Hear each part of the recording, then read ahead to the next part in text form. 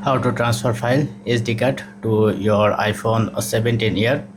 For that you need to use this kind of converter.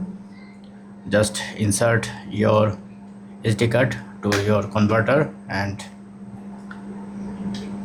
plug it, and once you add, then you need to go your file, and here you can see the option.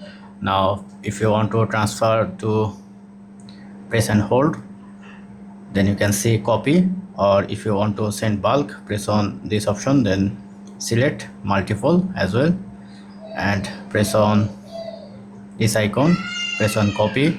Now go back where you want to save. For example, you want to save on my iPhone, then press and hold, then you can see, press the empty area and press and paste, then it will be paste like that. If you want to transfer file iPhone to your, same process, copy. Now go to your pen drive, and where you want to paste, press and paste, it will be paste. That's it, simple. Thank you, have a good day.